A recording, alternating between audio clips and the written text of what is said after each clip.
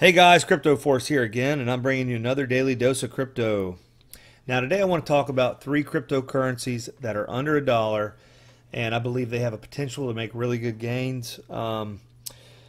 The drawback is they each have a pretty substantial circulating supply, so we're talking in the billions each one, and I'll get to the specifics of those a little bit later on. But two of these coins in particular, I believe, are gearing themselves up for being able to weather the storm if regulations imposed on cryptocurrencies. And the more I hear in the news every day, the more I have a feeling that the governments are going to try to shift these cryptocurrencies more towards centralization and regulation. So with that being said, let me go ahead and get into this. So Cardano is the first one on the list here, and these aren't in any specific order, just the way I'm on the computer here. So what is Cardano? Now Cardano is a smart contract platform, and it's very similar to Ethereum. And of course it's very similar to it because one of the co-founders of Ethereum actually founded Cardano. His name is Charles Hoskinson, extremely intelligent guy. And one of the best parts about this is he took all the bad points of Ethereum and mainly the DAO hack. Now, if you don't know what that is, the DAO hack was a decentralized autonomous organization, and it really acted as a venture capitalist fund. And at some point about 2 years ago, one of the users, they never caught who it was, but he took and was able to siphon off of Ethereum. I think it was around 3.6 million Ethereum tokens before they actually really noticed, and he actually just stopped. It wasn't like they stopped him. He just stopped doing it, and he found one of the weaknesses in this DAO and Ethereum program, and that's when they hard forked Ethereum off and turned the hacked Ethereum into Ethereum Classic. So Ethereum Classic is actually the first Ethereum. Now when this happened, Charles Hoskinson realized, there's a lot of gaps in this. We need to make it more secure. And at the same time, he's a proponent of sorts for regulation. So, he realizes the DAO, it should have really been governed instead of, it was basically software. It wasn't really governed at all, and it was open source. So people were going in and they found the weaknesses in the system, which was it was something, I believe it was called like a recursive node or something, where you could continually trade in your DAO tokens for Ethereum tokens and keep doing it until Ethereum noticed that, hey, we've gave away the tokens. But that's just getting into too much detail. So anyways, Cardano I think has a great opportunity to go up here because, like I said, it builds off of Ethereum's weaknesses, and it's much more versatile than Ethereum.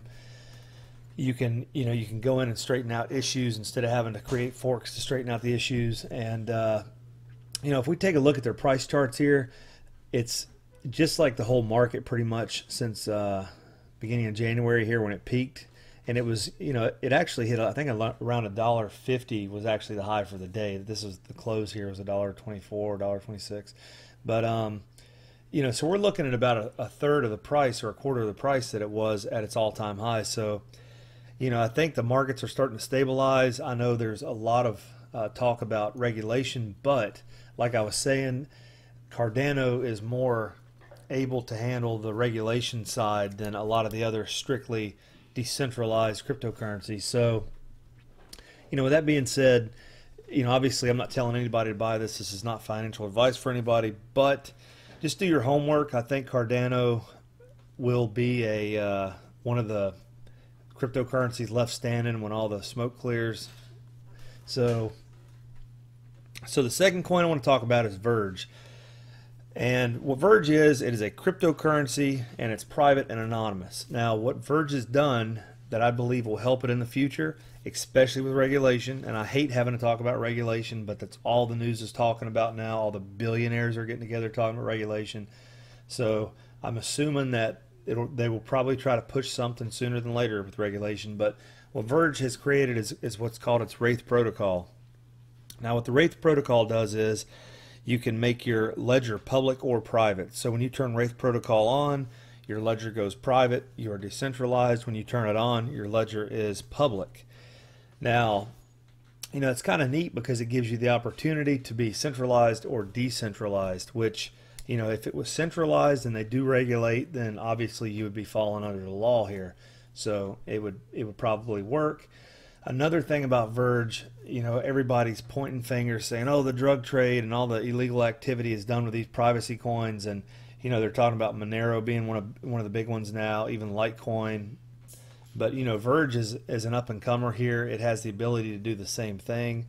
Whether or not I believe that all this illegal activity goes on with cryptocurrency, I don't really know. And I don't even try to get into that because the U.S. dollar is used more than anything else, hands down. So, anyways, so the price here back in the beginning of January as well. It actually, the high here was actually in late December, and it did hit around 30 cents, a little over 30 cents one day for its high. And since then, it's just like everything else, it started to flatline. But I think you see a lot of accumulation starting to go on. I think that the crypto markets have settled out, and I personally believe that we'll probably see some good up movement here, coming up shortly as far as cryptocurrencies go, because as South Korea, we kept hearing they were banning cryptocurrencies totally, and they were not. They're strong buying cryptocurrencies once again. A lot of the Asian countries are, and a lot of countries are actually making their own cryptocurrencies now, just like Venezuela. Iran's looking into it, and Russia's making a crypto ruble. All these people are starting to make all these different cryptocurrencies, and I think that we're going to see another nice uptick, and I think these currencies are low at these prices, and I think it's a good chance to buy in. So let's go to the last coin on the list here. So the third coin on the list is Stellar Lumens. Now, what Stellar Lumens is, it works as a PayPal of sorts, but on a global scale. So what you have to do is you would take, like if you're using US dollars, you would take those dollars, you would upload those funds to what's called an anchor. The anchor would hold the funds and issue you credit to your virtual wallet. And the reason you have to send this money to an anchor is to connect your funds to the Stellar public ledger.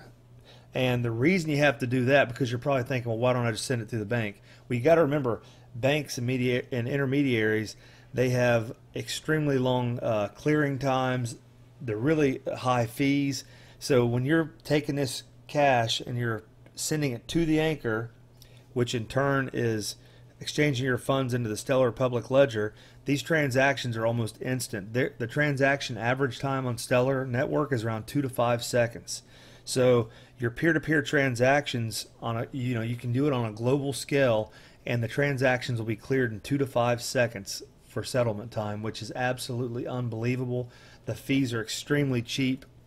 So, Stellar Lumens would make banks literally obsolete when it comes to global transactions peer to peer. It's just absolutely amazing.